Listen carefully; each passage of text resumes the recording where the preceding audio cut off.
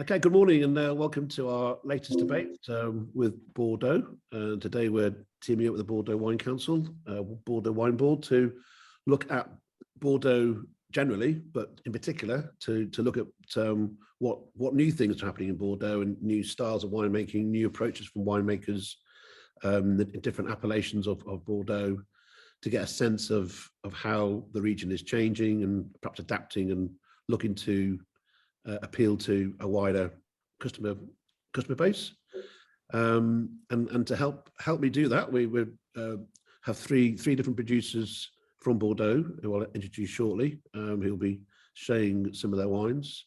But really pleased to welcome a panel of buyers who represent different parts of the industry, different importers and distributors and merchants and wine bars.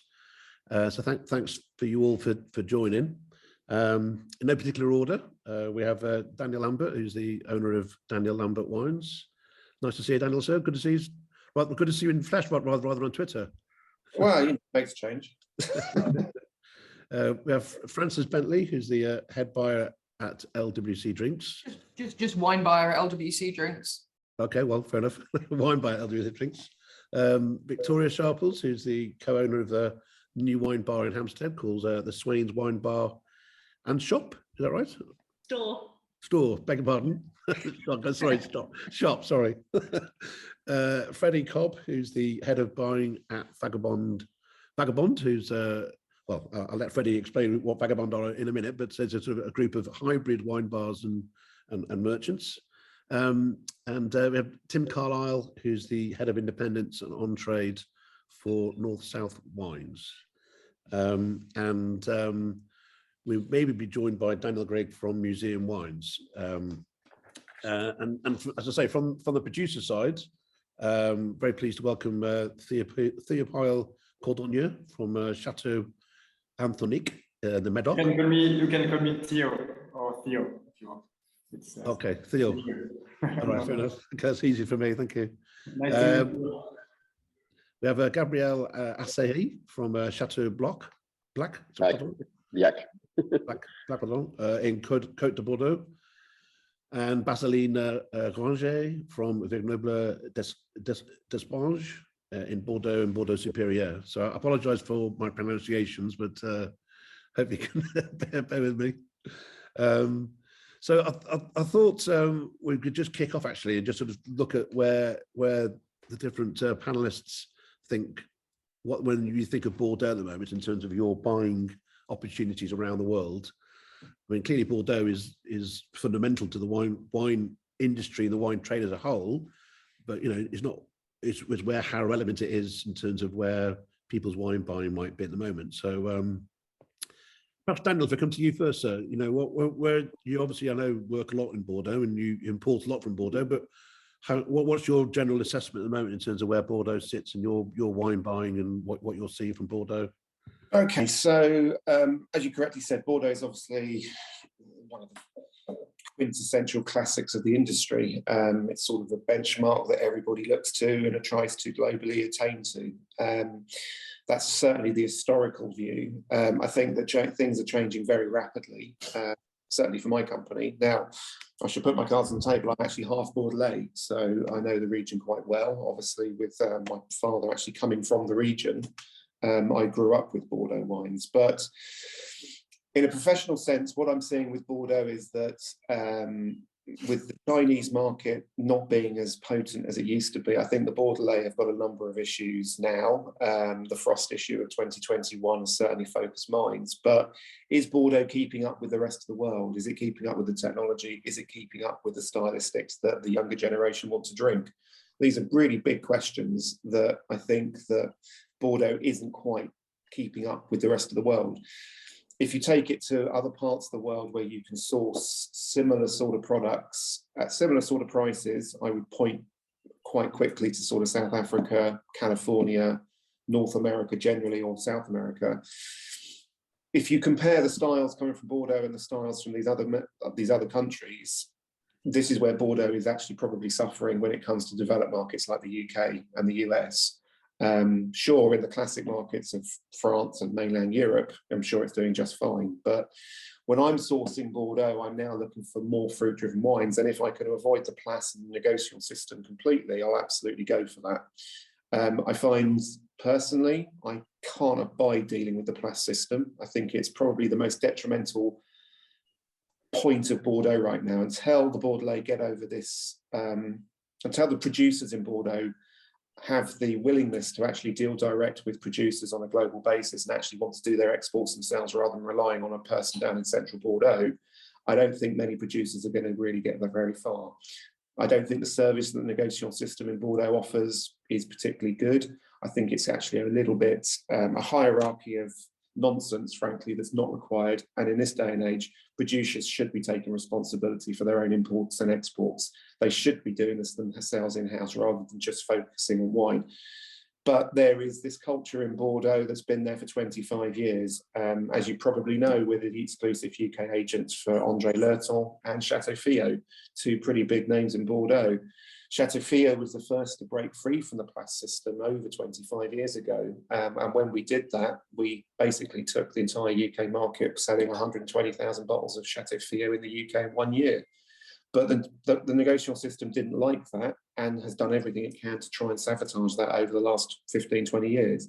So whilst I think stylistics from Bordeaux can be interesting, whilst I think there are some interesting wines coming from Bordeaux, I think the biggest problem Bordeaux has is its politics. Interesting. Okay, that's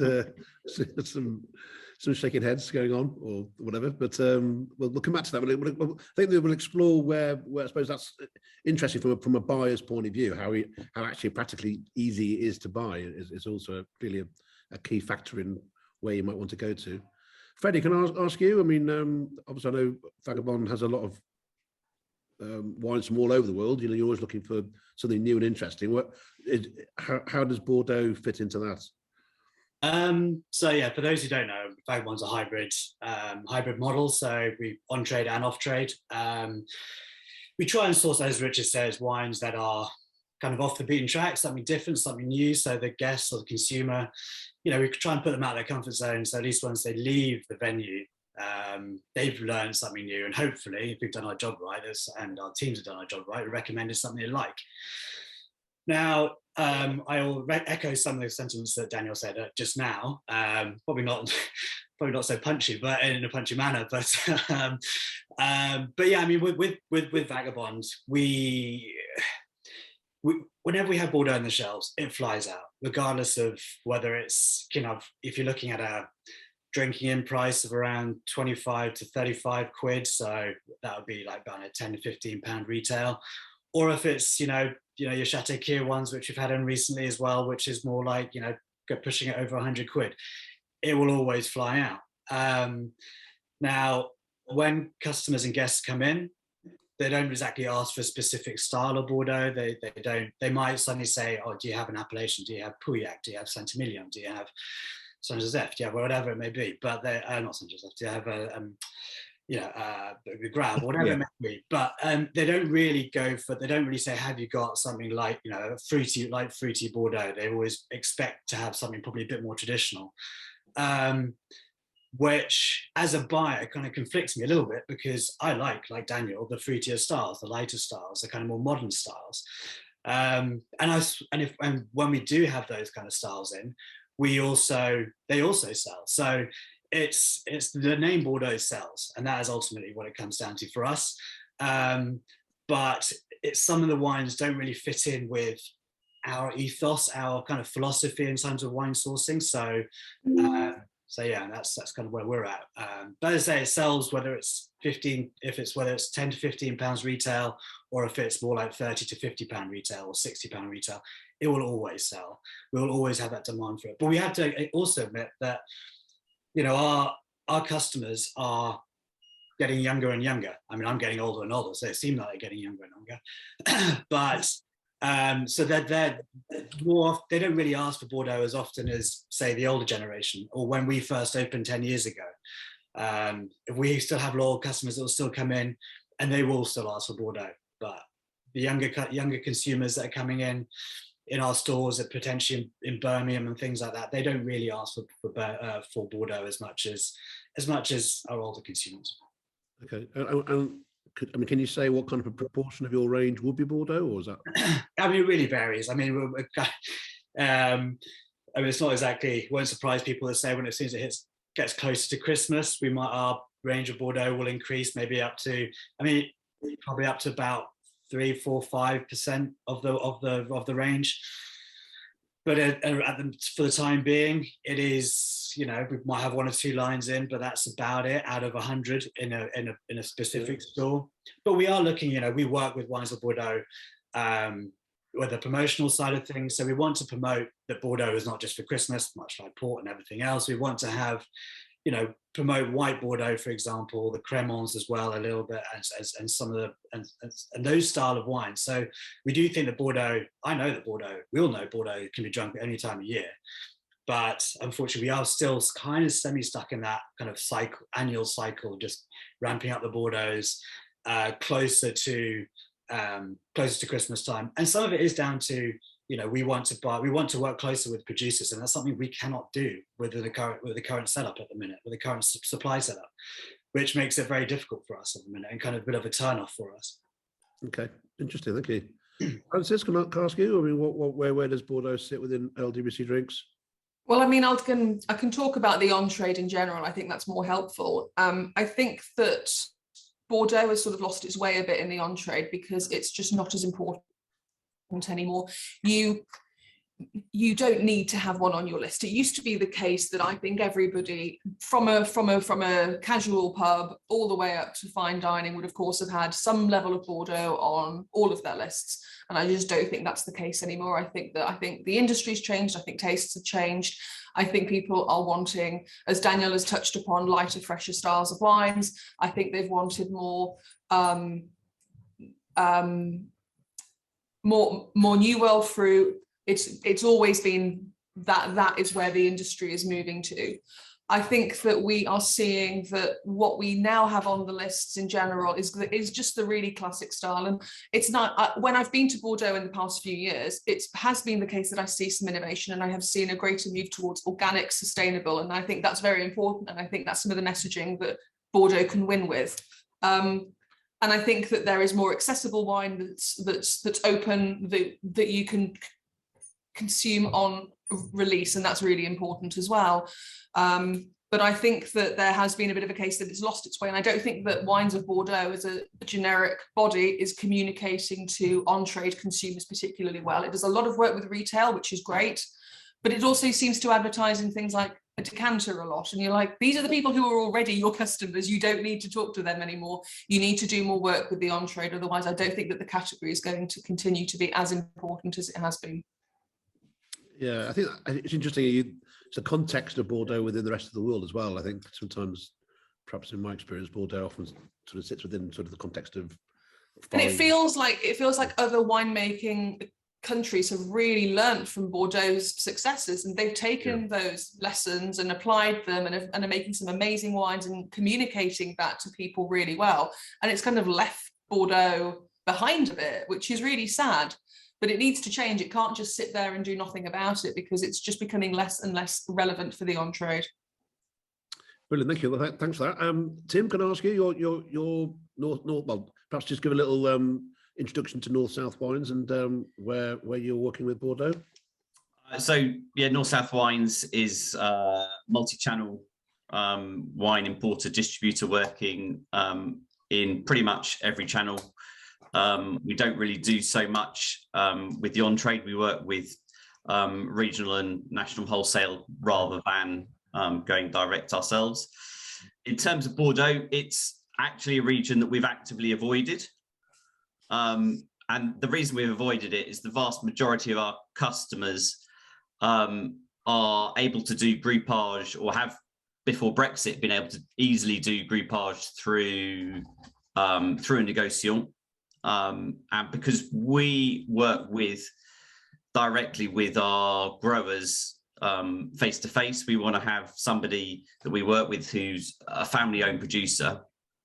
The way that Bordeaux works again, as Freddie kind of has said, and Daniel, and it's kind of common theme is that the Place is not a good place for us to try and work through, because we want to work with a family who work in the right way, in a sustainable fashion. And Bordeaux doesn't lend itself to our business model for working with people in a particularly good way. And it's, it's incredibly competitive. There's an awful lot of Bordeaux produced, and an awful lot of people want to sell Bordeaux. So for us, it's not a focus, because there are other areas that, as we grow as a young business, we can make more impact on. Okay, well, I think as we go on today, obviously we're going to get a chance to taste some of the potentially more modern styles of Bordeaux, which could potentially be more appealing if you could buy. Victoria, can I ask you? You've just opened up a new wine bar there. I mean, is Bordeaux part of your new wine bar, or if you're looking at Bordeaux, how do you assess what opportunities there are there? Yeah, it is very much, because I wear so many different hats. Previously, being with St. John, I was blending Bordeaux, and we were selling also to the restaurant. Now there's a wine store and wine bar. We're doing it a bit differently, so we're not going by region, we're going by style. When people come in to choose something, they're going medium-bodied, fuller-bodied. Do they want something a bit more minerally, fresh, or more oaky? So I see there's sort of two different distinct styles in reds. So rather than going the operational side, I'm talking pure customer facing. The other thing, what no one's mentioned yet, is rosé, which, as it happens, we only opened the bar 3 weeks ago, and one of our highest selling wine is a rosé out of Bordeaux, which is something I hadn't expected, but there's really good fruit, which is a positive. I sort of differ with much of the panel, because I think, yes, a newer world or a fruitier style, I tend to look for more freshness. I don't want to see oak in my Bordeaux, unless it's something that has age worthiness. We get into the really serious categories. I'm looking for everyday drinking that has great freshness, bright acidity, those sort of blue fruits. I don't want to be weighed down by a whole lot of creamy oak.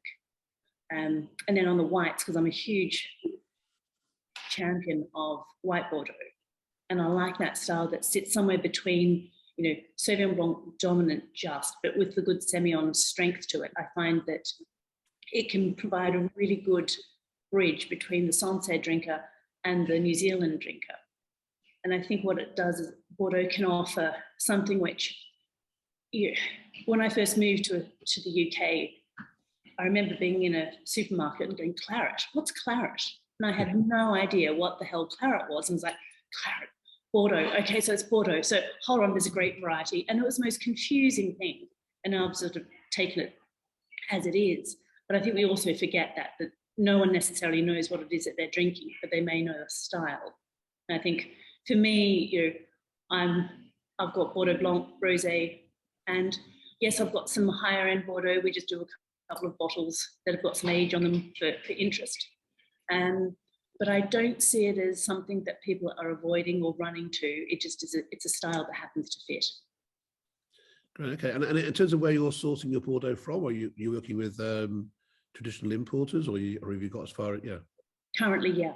I'll do my own blending in time, but this is all coming from suppliers here. Okay, but in terms of when you're working with at St. John, that ability to be able to go direct and blend and do things, perhaps discussed already, is that was a route that you found quite successful?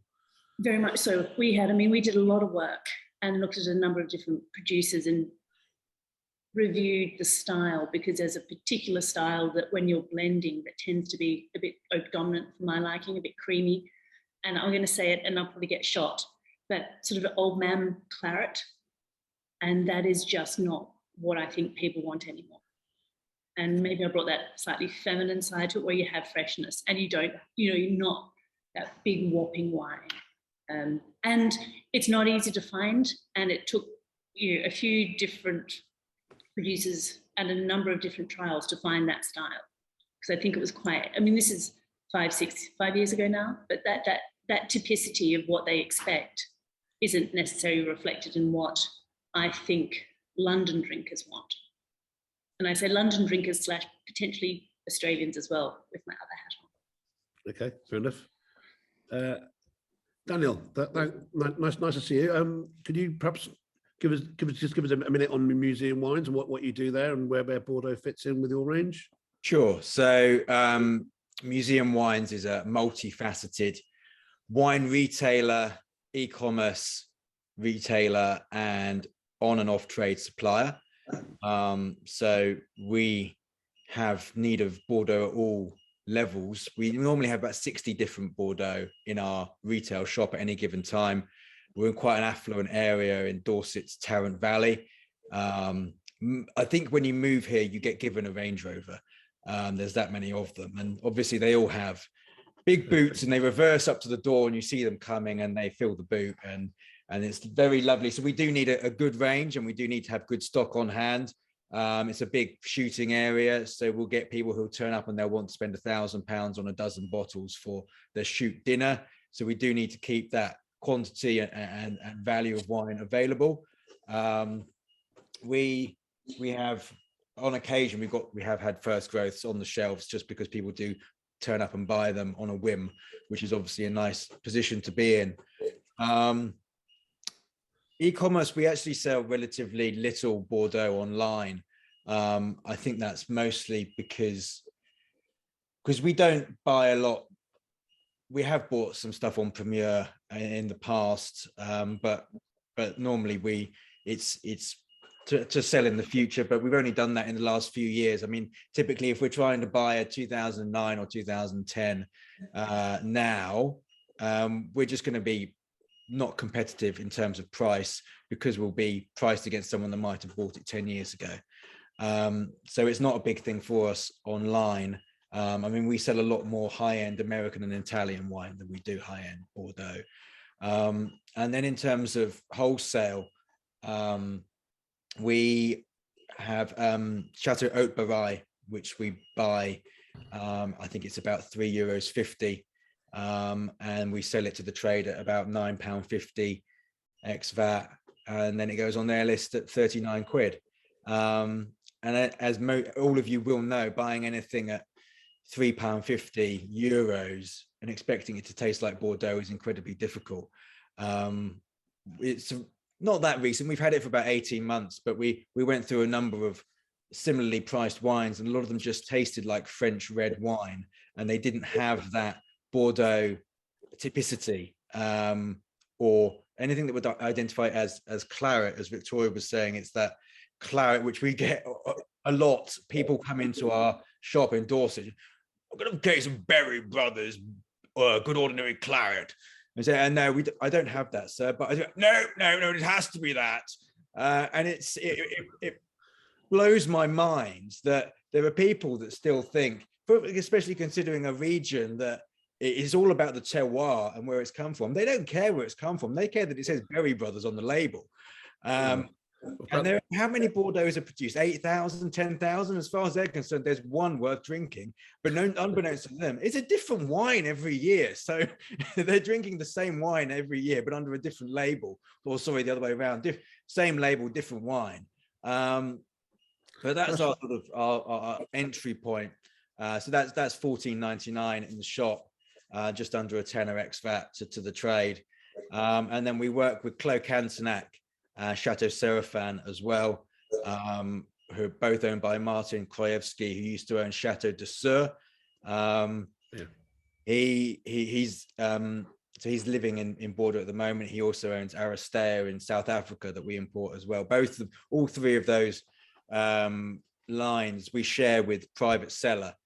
So they're obviously very focused on private client, and Martin wanted more visibility within the on and off trade. So that's where we look after Séraphin and Clos Cantenac. And Petit Cantenac, the second wine, is a wine I was described as a good value Bordeaux, which is not something you get very often. At £34.99. I mean, most Bordeaux I try nowadays at 40, 45 quid retail, I find quite disappointing. So to have one at £34.99, which I think is actually brilliant, and it's delicious and it's everything you'd want it to be at that money, I think is very exciting. And we've got a degree of exclusivity to it, being as there's only one other importer in the UK. So having, again, that's something very difficult to get with a decent Bordeaux house, is exclusivity, like with Burgundy as well. Excellent. Okay, well, you've clearly chosen your site in a good location in terms of your customer base. Yeah, and I think we're in a converted barn, so it's plenty of parking and barely a queue, a bit like the Majestic model, but with nice wine inside. And you clearly need to get yourself a Barry Brothers account as well. We had one years ago. They keep sending us a statement that says minus £3,500, and we said, do we owe you or do you owe us? And they say, we'll look into it. And then let's not get into too much detail. But anyway, thanks a lot for that. I mean, I just wanted to sort of try and set the scene first before introducing our producers, just hopefully that they also can sort of like benefit from your insights really into what very high profile buyers here are experiencing and using Bordeaux for. So we're going to just taste through some different wines from different regions and just introduce what they may be able to offer from a more sort of modern, sort of old wines but with new minds type approach, as the tagline.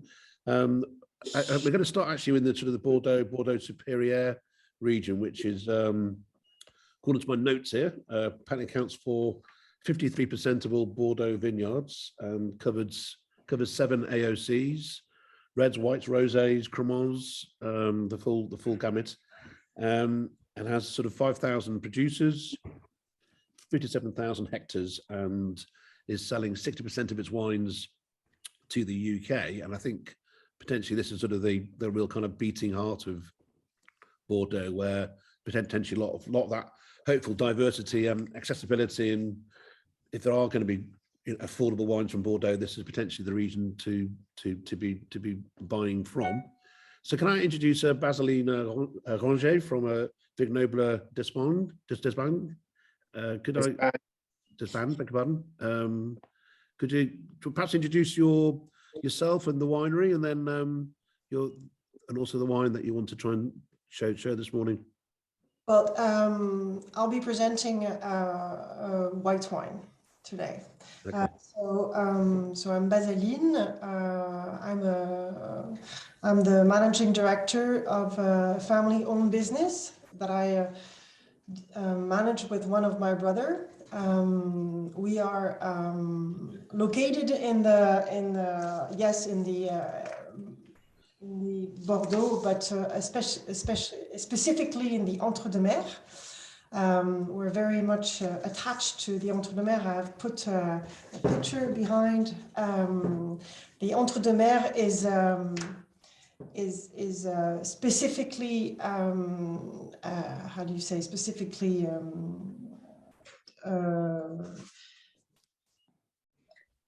has its name because of the two rivers and the influence of the Atlantic Ocean coming all the way to these rivers, and the specific thing you have, the influence of the climate, make this amazing wave that a lot of people surf. And I think we all surf in my family, and we're very much attached to that point because we share that wave like we share a bottle of wine. Everyone is on the same, as you see, everyone is on the same wave. So we're very much attached to our terroir, and we are producers of not only white wine, but white and rosé and red wines. We export all our wines. So Europe is our local market, but we also work a lot in Japan, in United States, in South Korea, and I think this and we're working. 60% of our wines are sold directly by us. and not going through the Place de Bordeaux. And this gives us a very interesting feedback on the market. And I think our wines have made a huge evolution in their style because of this great contact with direct people and understanding different markets. So what I can say. And could you just, in terms of the style, you say that the change in the style, how would you describe how you have changed the style in recent years or recent times? I would say that my father was making much heavier wines. We've with more alcohol. We've been looking into working our viticulture differently to get different pH and you know, so really going back to the viticulture. And so we've been working very much on the identification of the terroir and really thinking of you know, the style of fruit that we could produce, really put back the grape in the central of our reflection, and thinking of the respect of the fruit and to preserve the fruit.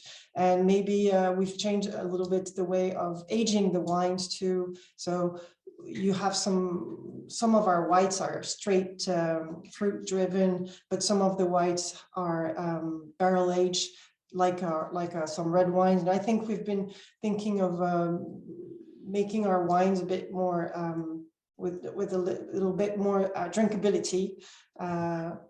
Go on a more finest style.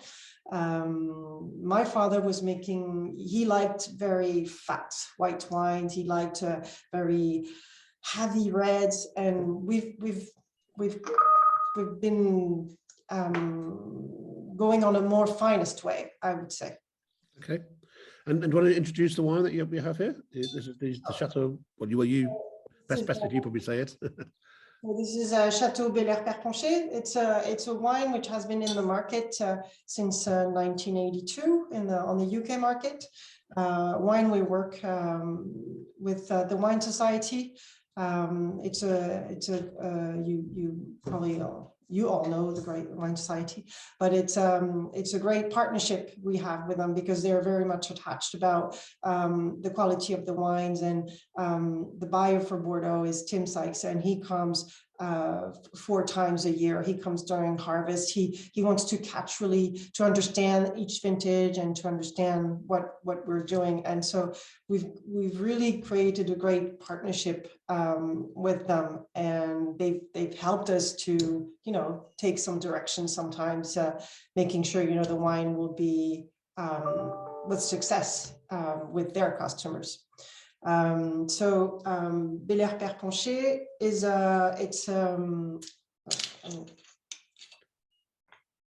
it's a blend of the 3 grape variety you have in the Entre-deux-Mers. So it's a base of Sauvignon. I would say it's about 75% Sauvignon. You have 20% Semillon and a little hint of Muscadelle. And we're very much attached to blending our wines. It's rare for us to do straight Sauvignon or straight Semillon because we really think that each grape variety brings its personality. So in this wine, you really have the straightness of the Sauvignon balanced with the roundness of the Semillon, and it gives a wine which has it has quite some good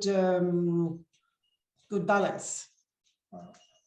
Okay, and from what I understand, it's £10.95 recommended retail price. I think this wine. And I would say around £10. Yeah. Yeah, and it's also part of the Bordeaux Top 50 selection, I think. Exactly. Yeah. Can I ask the panel? I mean, you don't necessarily need to, you may come on to comment on this specific wine, but in terms of like this style of white Bordeaux whites and where Bordeaux whites and this kind of style might sit in the market, Daniel? Yeah, okay, please, I come in first. There's so many things I want to say about this wine, which will cover all of the wines that have been selected for this panel. So the first thing is that think about a consumer point of view, not about us as professionals. We know where Bordeaux is. We know what's in the bottle, unless it's not generic. We know what it's there. But if you're a consumer that seldom even heard of white Bordeaux, and this is where the French get it so very, very wrong, so very, very wrong all the time. Let's look at the front label, everybody. Where does it say the varietal? Okay, so let's look at the back. Where does it say the varietal? A colleague of mine has also just pointed out that it doesn't say the region of Bordeaux. It doesn't say that it's got from Montreux de Mer in there. Exactly. So, Francis, you're absolutely right. You know, I'm brilliant that this is the Withers Wine Society. It's a mail order company, so it's not so important for it to be there because people will be buying this because the Wine Society would have marked it up correctly as a white Bordeaux, etc., etc. But if you put that on a supermarket shelf or an independent shelf for that matter, it wouldn't sell. And it wouldn't sell because it doesn't tell you what it is. Yeah, I have... But in fairness, I guess if it is to be sold online or in a catalogue and it has Bordeaux above it, then I guess people know where they are, don't they? So doing half the work. But this is the problem. This is the fundamental problem that so many producers, because they're French, because they're in France, because it's cultural to know that white Bordeaux is going to be a Semillon, Sauvignon, Muscadel blend. If you're in Bordeaux, you know that. If you're in the wine trade, you know that. It's part of, you know, the DNA of being in the wine trade. We get that. But poor consumer, Johnny Biggs, who's just left school, who wants to have a white wine, how are you going to compete with this lovely wine? The wine itself is lovely, by the way. I'm not criticising the quality of the wine. What I'm criticising is the marketing is terrible because you don't know what it is. So if you're in the New Zealand Sauvignon, it's going to say New Zealand Sauvignon. If you're going to Chile, it's going to say Sauvignon from Chile. If you've got, perhaps if you can sort of focus more on the actual style of wine. I mean, any other thoughts on the actual Freddie? I mean, it's just kind of the style of wine that. The style of the wine is very classic from Bordeaux. I mean, I'm going to show you this, which I shouldn't really do, but I happen to do it because this wine came up. This is what Lurton are doing, for example, whereby it's the wrong way around because I'm on the wrong camera. But as you can see, they've done it. They're getting away from the Bordeaux. But what's the very thing they put on the front label? It's clear as you can see. They put that it's 100% Semillon, so you know what it is. I don't understand why there are so many producers just not picking up this most basic of basic things. Okay, and your thoughts on the style of wine then, Daniel? Stylistically, I think the wine's very, very pleasant. Good. Okay, excellent. Well, that's good food for thought. Any thoughts on the style or what people in terms of what the white wine can do? Can I play devil's advocate here for everyone's sake? So personally, you know, I think, you know, I take Daniel's points, and I think, yeah, they're valid. But to be honest, a vagabond consumer probably couldn't give two craps whether it's Montreux de Mer or not, to be honest. And to be honest, what the varieties are in it now. Yes, I see that, you know, in an old, I mean, you look at it, say, for example, a country that's close to my heart, Portugal, they don't really put their blend in. They don't put that blend on. They don't put the Douro blends on. They don't put the 5 most important varieties on there because ultimately the consumer might not really care about it too much. Now, it does, I think, you know, education and communication, it plays a key role with any region. And Bordeaux sometimes does, and I think you're right to say Bordeaux does get it wrong in terms of people thinking that they assume that the consumer knows the varieties there. Now, obviously, with the recent addition to these varieties you're allowed to grow in Bordeaux, that's only going to confuse matters more. But ultimately, if you know your consumer, if you know your channel, if you know what you're going to sell, you know what your final consumer wants, then maybe you don't need to have Semillon like Lurton has. And I would say that on that one you just showed up there, if that was on a shelf, you know, Mr. Briggs might not even know that it's from Bordeaux as well, because they might not know the name Lurton. So there was that. I know it might be chilly. Yeah, to be fair. So can I just say, hang on, I'm really sorry. I think it's really patronizing when we say it's a consumer problem and not an industry problem to the consumer. I'm really tired of that, because I don't think it's a consumer problem. It's not their job to read up on wine to understand the category. We should be telling them in very clear English what we're putting in bottles. Yeah. Well, I mean, I would say that if they want to know about it, then yes, but not. There's some consumers might not really want to know about it. They might not care about it. That's what I'm saying. I'm sorry, I don't agree with that. I think that you've got a consumer that for the last 25 years, the industry has been banging out Chardonnay, Sauvignon, Cabernet, Merlot. We've been going by varietals on a global basis because it's been a benchmark that the whole world can rely on, because the grapes grow internationally and globally. So that's been the marketing in a very, very simple format. I'm not saying it's the solution, but I'm saying that it guides the consumer to something that they know they like. How many consumers are going to say, yes, I've heard of Chardonnay or Sauvignon, as opposed to, yes, I've heard of Entre-deux-Mers, or I don't know, Casablanca, or Central Otago? You know, that's the point I'm making.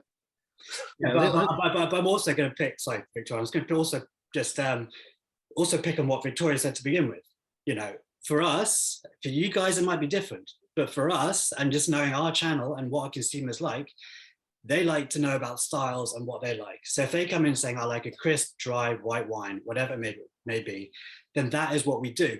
Putting a label on, putting a variety on there doesn't necessarily say style. It just says what the variety is. So you could have, you know, we have a, for example, a classic one is Viognier. We can have Viognier that's crisp, we can have Viognier that's aromatic, we can have Viognier that's rich. That's our three categories we have within Vagabond.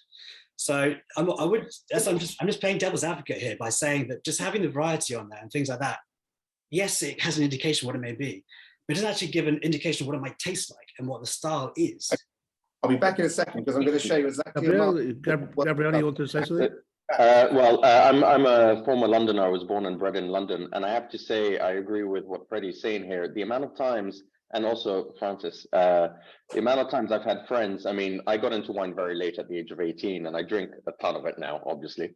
But the amount of times I have friends who say, I want a Chablis, but I don't want a Chardonnay. Yeah. And that's not something that, you know, it's like, well, Chablis is Chardonnay. It's just a different style. And this is something which is about the communication of the industry as a whole, not just the consumer. Because how are they going to know that a Chablis is Chardonnay? And what they don't want is the Burgundian style of kind of like that oaky Chardonnay. They want a dry white. And so they think Chablis, and they don't know it's made of Chardonnay. So the varietal thing, it's a mixed edge, but I'll also explain why a bit later with my wine, because I can't always put the blend because I don't have a fixed blend. And I think that's also a choice based on a lot of people who do monovarietals versus blending. But that's something for later. Okay. I think we can all appreciate label runs. Sorry, and label runs, and I understand. And I think that one of the things here, and I feel very sorry for the Bella lady, but I assume that this is because the same front label goes on the red and the white. But again, I think the point is that you lose nothing by putting the varietals on it. I know it might be inconvenient, but the people who still don't want, like, who still know, will still know, but it also just helps the people who don't know. And we don't have the luxury and the on-trade of hand selling everything. Sorry, I'll be quiet now, Victoria, I'm sorry. It's my turn. Yeah. Although you, Gabriel, Freddie, both talked about what I was going to touch on, is that when Richard's saying, what do we think about the style of this wine? You know, it's fresh, it's zesty, it's crisp. It's a real summer wine. Fabulous. You know, 10 quid, great. Now, a lot of people who are buying wine at 10 quid may want more fruit in it, but that's where, rather than putting the varietal on the label, and I think, you know, it's easy to try and dumb down, and if you want to get, we're talking about sort of noble varietals. We're not even talking about Sangiovese or Italy or any other country, but don't put on the front label. Put it on the back label. Put it, something I've always championed is a forward descriptor or a style. That, they're the clues on the back if you want to put a back label on it. But for me, this is, it's crisp, it's easy, it's fresh, perfect on a hot day. Will it appeal to everyone? No, it won't, because it's a bit too savoury. But I think if you like that style, it's great and really good value. Excellent. Okay, thank you. Any final thoughts on the actual style of wine, or Vaseline? I understand you might, yes, because Maybe I can defend myself. I haven't chosen the wine I'm showing you today, first of all. And as I told you, Belair-Perponcher has been on the market for a long time. And so there's some current customers. And we've chosen to keep something traditional on the label, because this is the identity of Belair-Perponcher. But you have to imagine that we have other wines, and for example, this is pretty much the same style of wine. Do you see it? Or yeah. so this is called the Outsider, Sauvignon Blanc and d'Espagne with our name. And it's pretty much the same blend that you tasted, but we're looking for some other customers. And so you have to also be able to adapt your marketing on depending on the customers and the consumers you want to look at. So this is what we have different ways of presenting our wines, but Belair-Perponcher is a traditional style, and I think the consumer who actually buy this wine, they buy it because they know it, and when you're in contact with them, they are being confident because it's a wine they've been following for many years. On this thing, you are more on the fun with no fuss, and then you take the bottle and you drink it same way, different. Well, sorry. So yeah, no, brilliant. Thank you. Oh, excellent. Well, we're going to stay in Bordeaux Superior for our second wine, which I am actually presenting but so we don't actually have a producer present for this particular wine, but it's the Les Anaros Bordeaux Rouge 2020. If you want to just have a look at that. I mean, essentially this is from Lalande de Pomerol, and it's organic, and it's essentially, well, it's a Merlot 98%, Petit Verdot 2%, from the Hassel family, and I think this is imported by Frederick's Wine, and retails for recommended retail price is £18.60. So have a taste of that. Let's say we want to. I mean, we are going from between reds and whites, but it's really more a case of trying to show the different regions and what they can offer. And I think this is also one of the current Bordeaux top 50 selections. So it's like with Baseline's wine is also part of the Bordeaux top 50. So I think stylistically, hopefully this is in the kind of the right ballpark. So did have a taste of that. Any initial thoughts on this kind of style of wine? Again, we've looked at what white wines can be doing, but whether the kind of the fruit forwardness and fresh appeal here.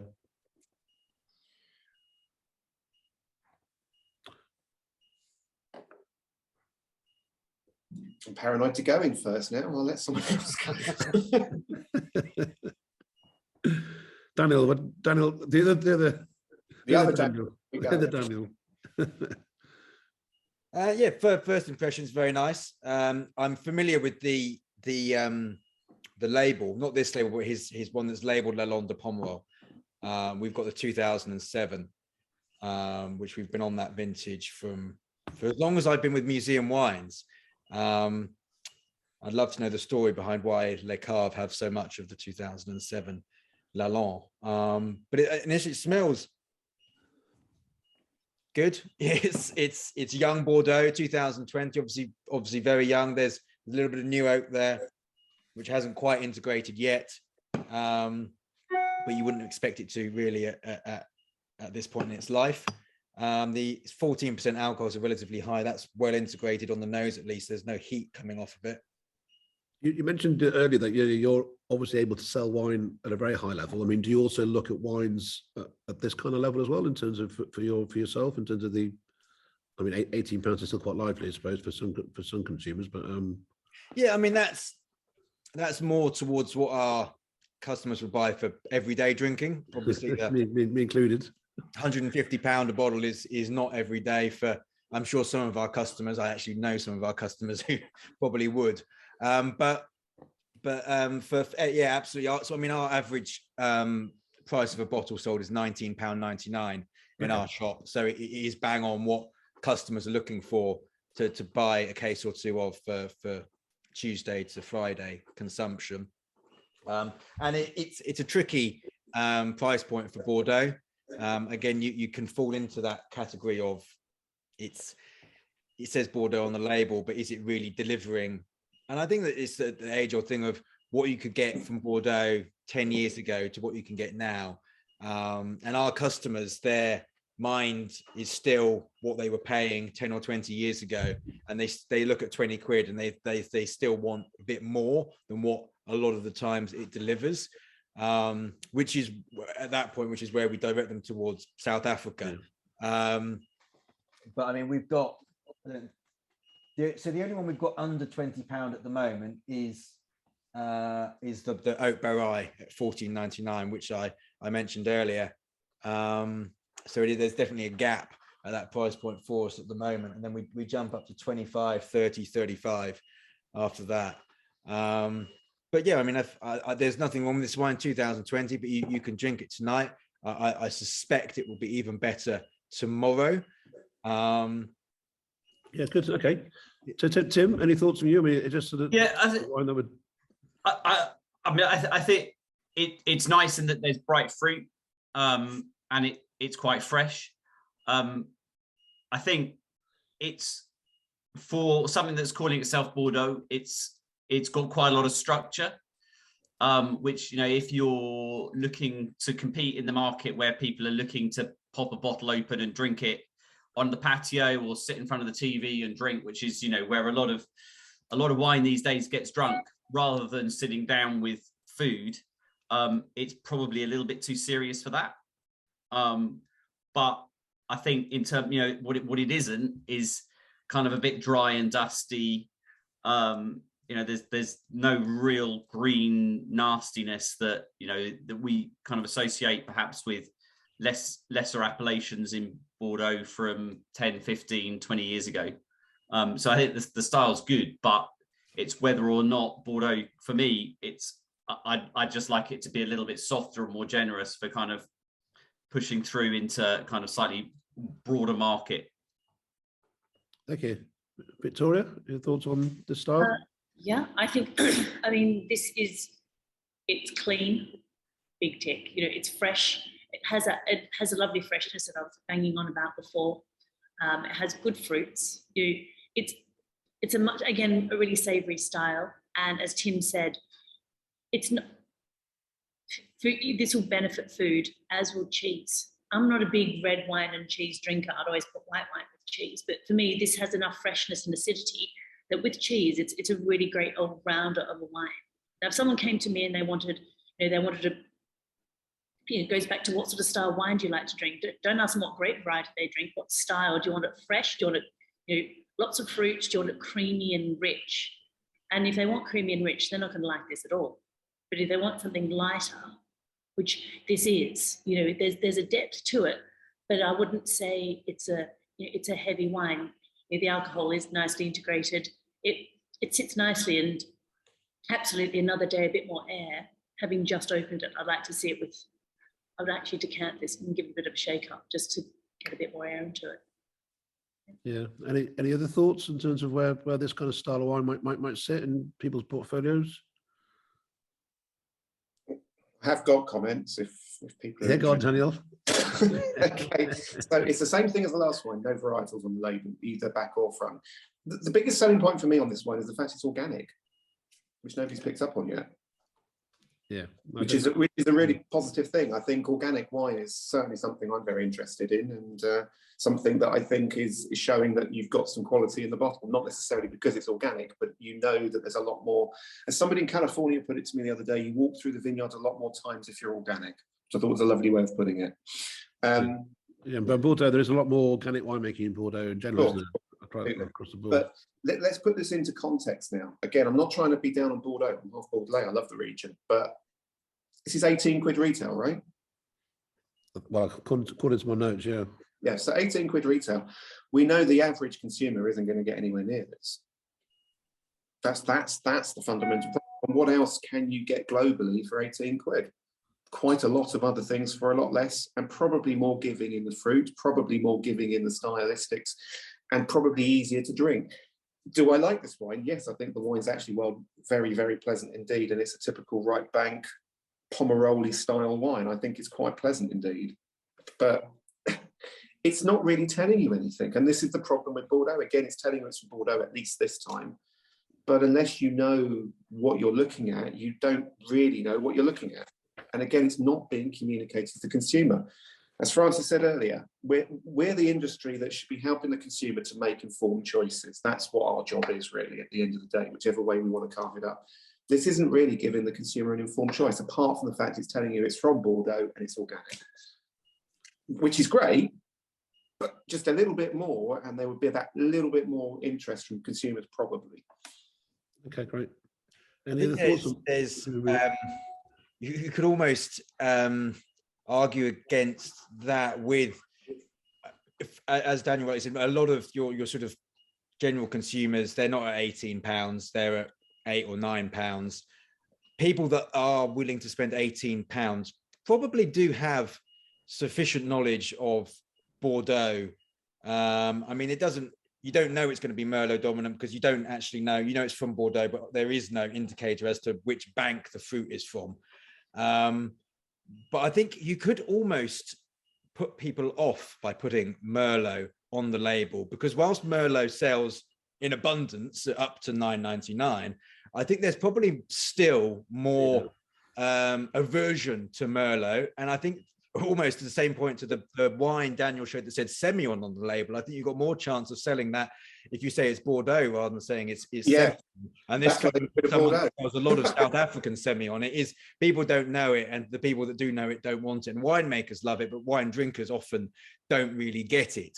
So I think people who are looking for a £20, I mean, we have one Merlot at 20 quid from South Africa, and if someone comes in and they ask for Merlot and they're willing to spend that, they'll buy it. But typically people who are looking for Merlot want under a tenner, and people that are looking to spend 20 quid probably aren't looking for Merlot. And a lot of, I mean, we still have very learned customers who don't know that right bank is Merlot and left bank is Cabernet. They want to buy Saint-Emilion or Pomerol. And I've got a customer who hates Merlot, but he drinks Saint-Emilion because he's used to live in LA and he's used to the sideways effect of Merlot being a bit nasty. So I think there's definitely an argument against putting Merlot on that bottle. What do you do? Bordeaux 2000, people go, I think a lot of, if it was in Waitrose at £17.99 or £18.50, I think it would sell absolutely. If it was an independent, it would sell absolutely, because you're an independent and you can qualify what it is you're about to buy. Would it sell in co-op? No. Excellent. Yeah. Well, education. So let's concentrate our time on with the two producers who are with us this morning. So we've got from Côte de Bordeaux, which obviously is well, again, it has six appellations, and another region of Bordeaux, which I suppose you might classify the sort of the good value, accessible sector. 760 wine growers, 10,000 hectares, 5 specific terroirs, and so in terms of the wines going forward to taste. Which is the, sorry, I'm getting my notes mixed up. This one next? Yeah. So, right. Theo, do you want to do you want to talk us through your winery and the wine you have here today? Sure. So I've been listening to start with. I've been listening a lot to what you spoke about, and it's really interesting to have a perspective of what's going on your side as well. Speaking about the blast system, speaking about wanting fruitier Bordeaux, the whole discussion about the varietal on the label. I will later ask you to try and guess what varietal you have in my wine. So we are so Chateau Antonique is my family winery. I've been working here for 3 years now, taking over from my dad. I'm actually still working with my dad, so we are co-managing directors. My dad took over from my grandfather in the early 90s, and my grandfather, who was so he was on the trade part, let's say. He had a company in Belgium, courtage company. So he was representing French wines for the Belgian and Luxembourgian markets. And he bought the winery in 1977. So third generation here. The winery is a lot older, one of the oldest ones in Moulis. And so we are in Moulis-en-Médoc, left bank, smallest appellation of the region, which has some specificities, let's say, in comparison to the other communal appellation. So Moulis stretches a bit from next to the estuary to a bit more inland. At Chateau Antonique, we are located in the middle of the appellation. So on the right side of the appellation, you will have more terroir of Grave, with more Cabernet Sauvignon planted sometimes.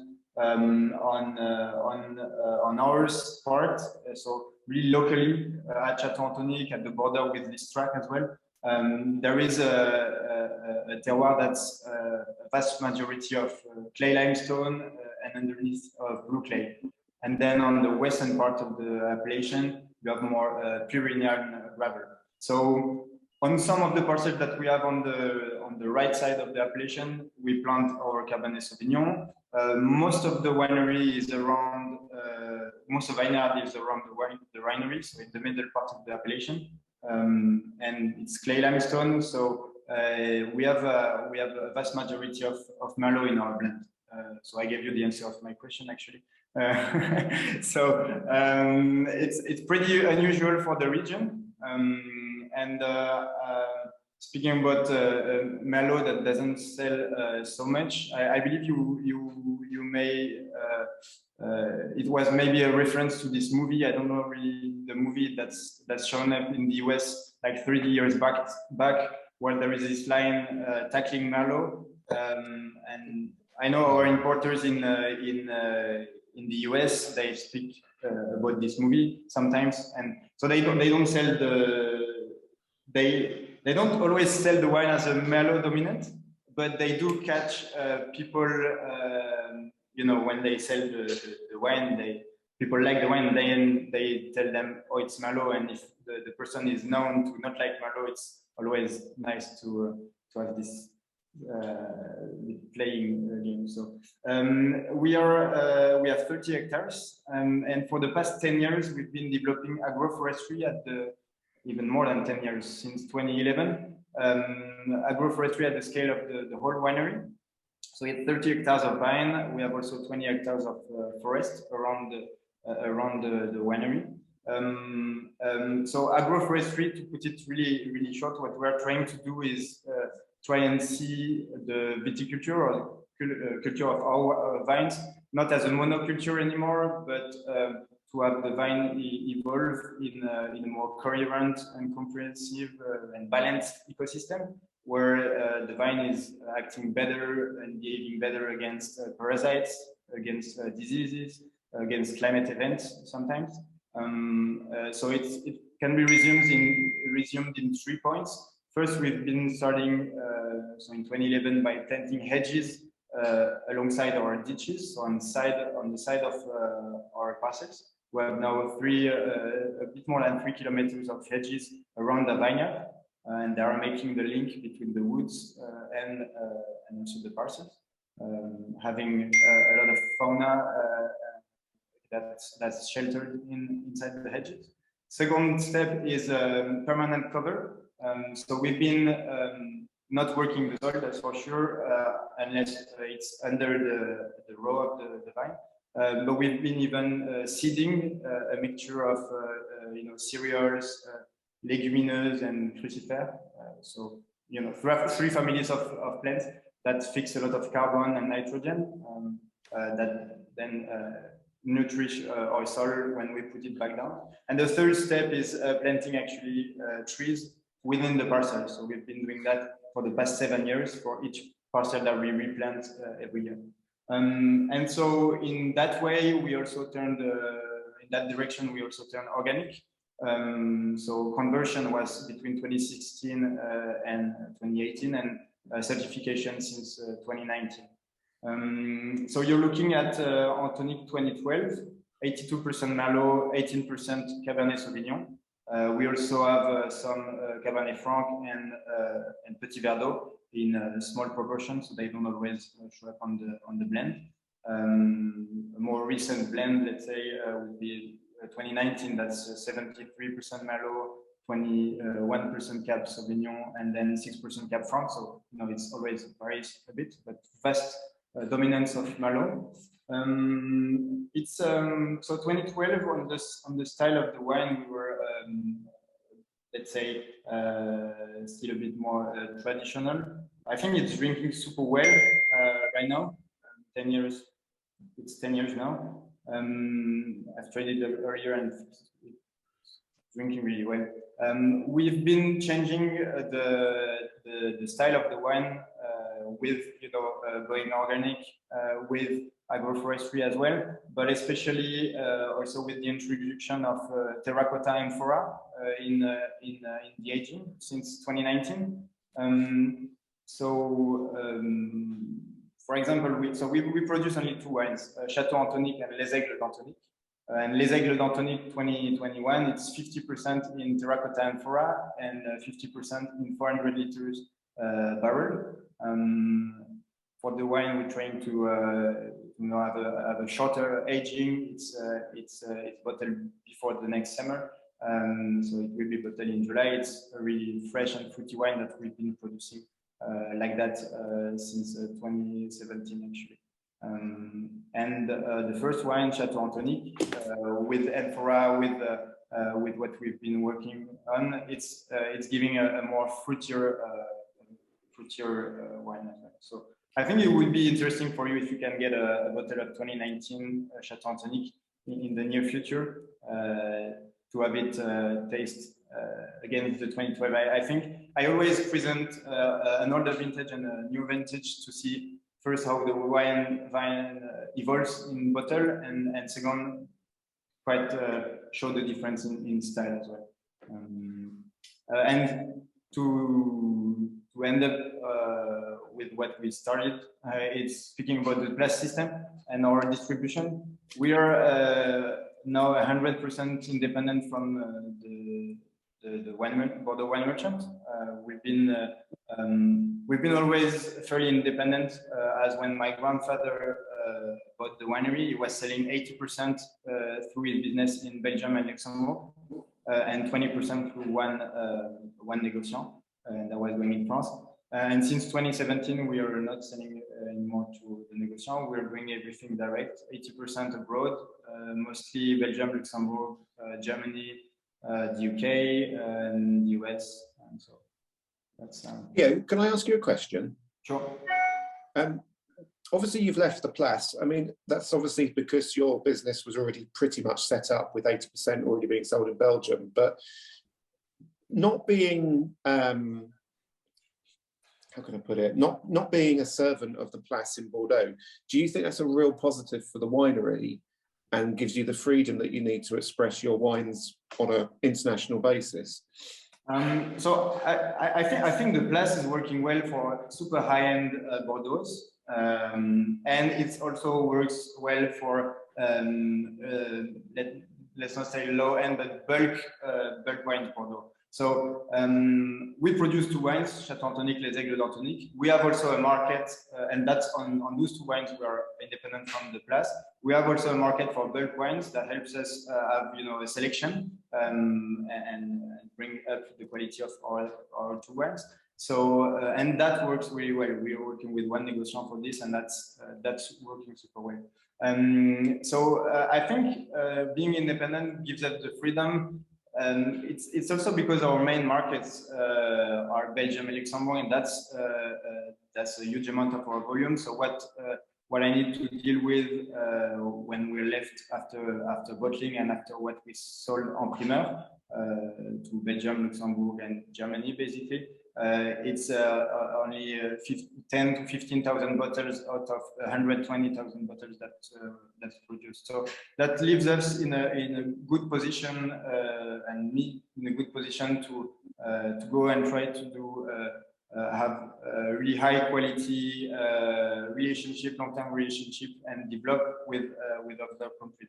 So with our importer in the US, we've been working for 15 years now. With partners in Germany, it's since the beginning of the 90s. Yeah, I think it's easier for us to be totally independent from the Place, as we were never really dependent. For someone that's selling 100% to the Place and wants to leave, it's hard. Okay, great, thank you. Just aware of our time, really. We're going to need to sort of crack on in terms of what our thoughts in terms of. And I apologise, but obviously we're talking about the Medoc, not about the Bordeaux Superior. But so if you perhaps would just look at in terms of the style, the typicity from Medoc, and whether I mean, can we actually taste organic style coming through at all? So what was the question? When was it for me? Oh no, I was asking to the panel actually, just in terms of what the thoughts in terms of where this wine, the typicity from Medoc. I think I mean it because there's Merlot dominant. You get quite you talk, Mouly is quite a cool area, and Cabernet doesn't ripen particularly well often there, particularly in a cooler vintage like 2012. So quite a lot of the time when you get a Mouly that is actually tasting ripe, it will be Merlot dominated. So I don't think that's really a real massive concern. It tastes to me like it should do from the appellation. It tastes like a decent example from a tricky vintage, albeit slightly lighter in style, but that's what you expect, and I think that makes it pretty drinkable. It's is it what you expect? Yes. I'd be really interested to, as Theo said, to try it up against some of the newer vintages. In terms of tasting organic, I hope I never taste anything that tastes organic, because my experience of tasting something that tastes organic is that it tastes of the stuff that you put on the vines when you're doing organic viticulture, which is cow shit, which we don't really want in our wine, or it'll taste really vegetal. So you can't taste it.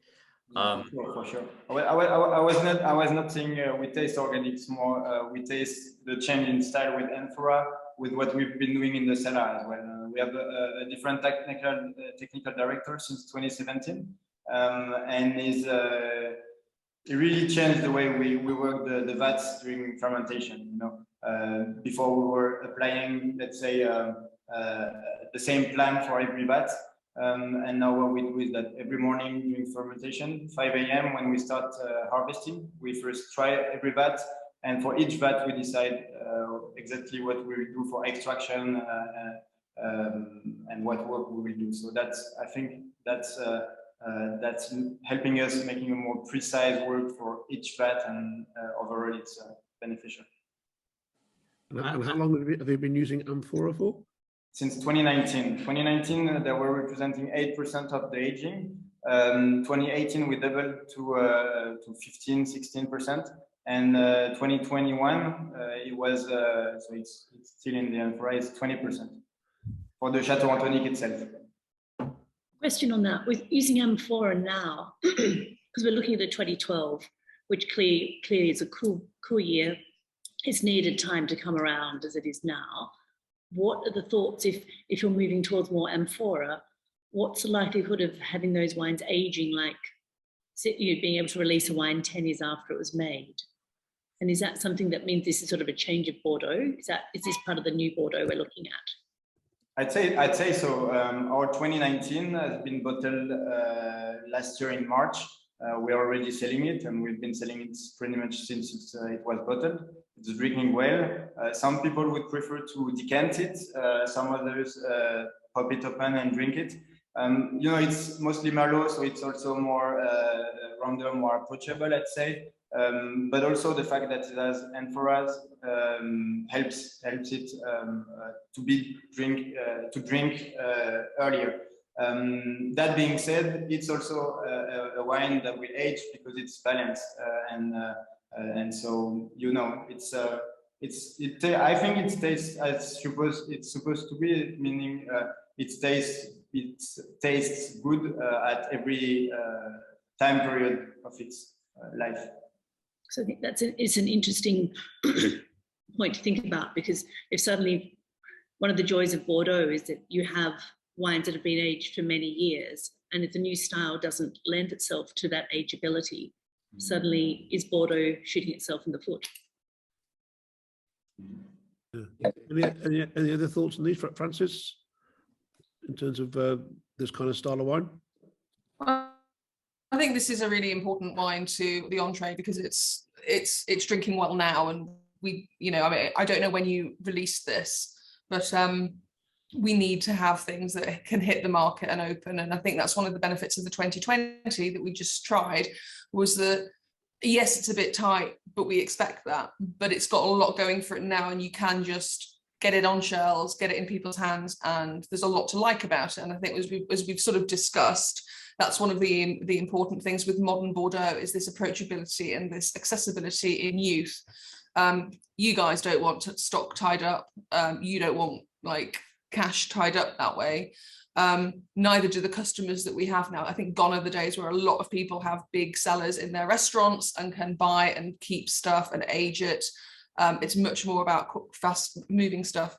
I really like this wine. I'd be really excited to taste the 2019. I think I've got a couple of my colleagues in the room who are tasting alongside me, and the feedback has been that this is a really, really lovely example. Thank you. Excellent. I think Freddie? Sorry, I've gone. The approachability of young Bordeaux is quite an exciting proposition and an exciting change in trend. And the Petit Cantonac that I was talking about earlier is 2018, which is the current vintage, and that is, there's no reason why you wouldn't drink it tonight and drink the whole bottle. You don't need to leave it overnight. It's so delicious now, you'll drink the whole thing. And I think with sort of consumer perception, especially on wine lists and things like that, new world wines and a lot of other old world wines you drink relatively young vintages. I mean, current vintage Cabernet or Merlot from South Africa is likely 2018, 2019 or 2020. Same with Australia and New Zealand. It is much rarer that you find an older vintage from the new world. When you do, they're fascinating to try, but they're not the norm. So I would imagine a lot of consumers would have the perception, they might see an older Bordeaux on a wine list or in a supermarket or in an independent retail shop and not realize that often Bordeaux is aged longer before it's either released to market or before that merchant decides to put it on the shelves. So I think making wines that can be drunk young and are delicious young and don't need that sort of a decade in bottle before you can pop the cork, it can only be a good thing. And Freddie? Well, first of all, as I say, I really like this wine. I think it's tasting beautifully. I like the style of it. I like the fact there is still some nice kind of fresh flavors to it, mixed in with the kind of tertiary savory notes to go with it. Personally, I think the wine is tasting beautiful. And to echo Francis's views in terms of like on trade. And if we have this in a Vagabond, I mean, I don't know what I might have missed the price, but I don't know what the price is, but I'm guessing it won't be cheap. But it was still £25, I think. £25. Oh, right, okay. What's your guess? Well, I'm going for £25. That's what Richard said. So. What's your guess? Oh, did you say it already? Oh. I'm going £25. I'll guess 24. 25.99. See, I win. But so for that price point, it's really smart, and it's something to be straight up like kind of my alley, up our consumers' alley, so to speak. I suppose the one weird thing is that we're talking about modern Bordeaux, but this is a 10-year-old wine, so it's that's a bit of a weird thing. Because if you went 10 years ago to 2011, 2010 or whatever, and you're tasting wine styles there, they probably would have been quite different to what we're tasting here at the minute. So I suppose where you draw the line is modern Bordeaux. But I think that, as I say, it kind of ticks all the boxes in terms of for my side of it. I think it's smart. I don't really have much else to say about it, really. Excellent. Okay. Well, I'm aware of our time actually. So what I'd suggest actually is if you the Blanc wine, if you wouldn't mind tasting that in your own time, and I want to try and concentrate on the producers that are with us. And apologies for introducing the wrong person before, but we can finally, because your turn, Gabrielle Essagui from Chateau Bloch. Could you perhaps introduce your wine, and we can go back to what we were. No problem. Actually, it's been quite useful coming in last because I can address like 3/4 of the points that have come up. Can I just ask, is it possible to share my screen? Because you've disabled it. It's under share screen. I think you can allow people to share their screen. Because I want to address a couple of points which might kind of like transition old Bordeaux to new Bordeaux. How do I do that? Anyone know? It's at the bottom of your screen where you have participants chat, etc. You have the option share screen. Oh yeah. And then I think you can allow people to. Is that it? Going to see. Yeah, perfect. Cool, got it. Right. What I'm going to do is I'm going to show you a couple of things. So right now what I'm doing is I'm going to show you Chateaubriac. So my family bought the property back in 2006. In fact, you know what? I'm going to share something else. Hang on 1 second. Sorry. I bought the property back. We bought the property in 2006. We had no idea how to make wine. We knew very well how to drink it though. We rented a house in the area for a very long time, and we fell in love with the region. And with 3 children, when we were all old enough to leave the house in London, my parents wanted to retire somewhere. It was between Lebanon, because we're Lebanese, or Bordeaux. Now, to bring it back to Cadillac Côte de Bordeaux a little bit, when we bought the property, we were told that we had quite a unique blend of soils, which is something very typical to the Côte de Bordeaux, because we're next to the river. And so we did a soil analysis, and as it so happened, we actually had to restructure the entire vineyard. Now, to explain just how crazy it is, we have 10 hectares. I'll bring back this. As you can see, this is in 2006 when we bought the property. So we have, this is on 300 meters of length, roughly at the top. You have the Merlot, which is at the top here, and the Semillon. And today, we've had to restructure the entire property. So we go literally from right bank Saint-Emilion to left bank Cabernet Sauvignon in the space of 300 meters. Now, that's why when it comes to putting varietals in, it's a little bit difficult because on the labels, because every year that changes based on, as we were talking about, climate change, with the fact that the grapes will mature at different points. And for us, in our particular case, we had to replant the entire vineyard pretty much. We're still doing that today, 15 years later. So to give you an idea, you have the 2014 today, because we couldn't give you the 2015. And I'm going to show you an evolution of just how our blends change through time, because we try to represent the year and the identity of the year as opposed to actually create a specific blend. So I don't know if you can see on your screens now. As you can see, the 2014 you have has no Cabernet Sauvignon. It's an 85% Merlot wine. And one thing that's very specific to us, for instance, is our Merlots tend to be quite punchy. And my sister, who used to do all the marketing, she still does do quite a bit of it. She first had to introduce the 2010 to a group of sommeliers who had all won some very prestigious awards, and they were all saying how they loved the fact that it was a Cabernet Sauvignon dominant wine in 2010, and she felt very awkward telling them that it was actually a Merlot as opposed to a Cabernet Sauvignon. And this is something that's important. I mean, getting back to, I think it was Daniel's point about the organic wine, you know, you walk twice as much in the vineyard when you're in doing organic.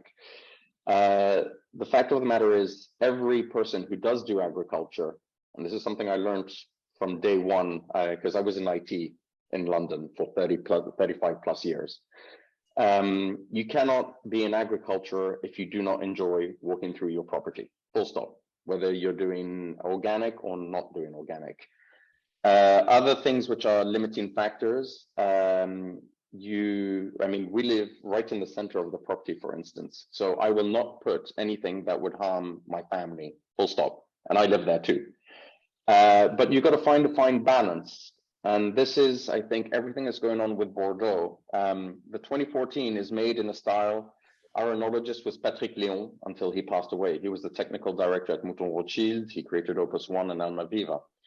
So it's a classic, kind of more powerful blend. Today, to adapt to kind of more modern markets, for instance, since I've been on board, we had 3 different types of reds. I've now reduced it to 2. One that's more accessible, and that still gives you that kind of like Bordeaux kind of authenticity, if you want, but everything is going more towards the fruit. And so the Chateau will remain that more kind of like Bordeaux opulent blend that can age for 20 years plus or whatever it is. Whereas the Felix, which is our second blend, which you don't have yet, that is going to be more accessible, but it's still going to give you much more fruit and be much more accessible. With respect to what we are doing on the property and what a lot of people are trying to do, I brought in amphoras to test amphoras. We changed, obviously, you know, in Bordeaux, people changed the new oak versus wines which are aged in barrels that are 1 year or 2 years old. But every year is different. 19, 20, they were super hot years. They were fantastic. 21 was a bit of well, people thought it was going to be a disaster, but actually we had a fantastic Indian summer. And I don't know if any of you have done the primeur in 2021, but some of the fruit that is coming out from 2021 is just phenomenal. And each year you have to adapt.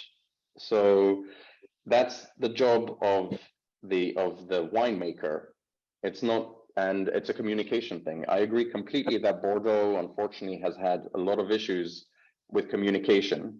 And to this day, I still laugh when I go and I see a bunch of presentations from owners of some pretty prestigious wineries, because they still communicate the same way that they've always done, because they don't necessarily see the end consumer. Having been in London, having traveled quite a bit, you can see the difference between people. And I think it's 2 people's jobs. It's our job to communicate, but it's also the industry's job to communicate. And the Place de Bordeaux has a place somewhere. I'm not defending everything, but you have to play devil's advocate as well. For a lot of properties in Côte de Bordeaux, they don't have huge budgets, so they don't have that exposure to a lot of people. So they go where they can. And I mean, marketing is a huge budget. It's not a small thing. Plus all the administration, and trust me, French administration is horrible. I'd rather castrate myself with blunt rocks than do French administration. That's why I have people who do it for me. But the thing is, what's important is to get that message across. You need to have the independence, but you also need to have certain institutions. And I think this is something that will be important to bring up Victoria's point about, is Bordeaux shooting itself in the foot, because now they're going to start producing wines which might be too fruity. You got to find a way of making, I always say, I mean, I'm Lebanese and my culture is a mishmash of everything. I mean, I was born in London, I'm Lebanese. I now make wine and I travel between a house in Spain and France, and I'm considering kind of like finding something in Italy, because why not, giggles. But the thing is, it's important that tradition also evolves. And I think that's what a lot of people might lose their way when they're doing wines in Bordeaux, which is they do a lot of knee-jerk reactions. At one point, having vats that were in cement, like pear-shaped vats, that was all the rage. So everyone did that.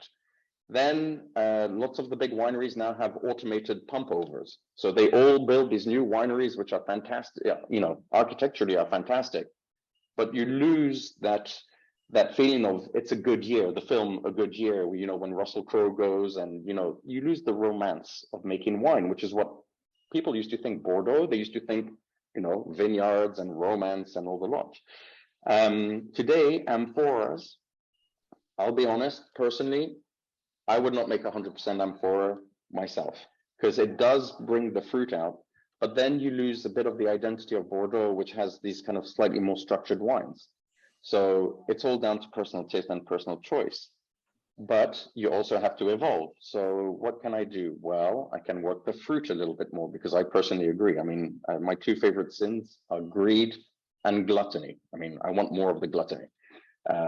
So, you know, it's about just working the wines and also finding the right balance for people, so that you have, how to say, there was a sommelier who came from the States, seen as we're quoting different people, and he told me he came every holiday he goes to a different winery to work. So he goes from restoration to kind of like harvest, which is absolutely nuts.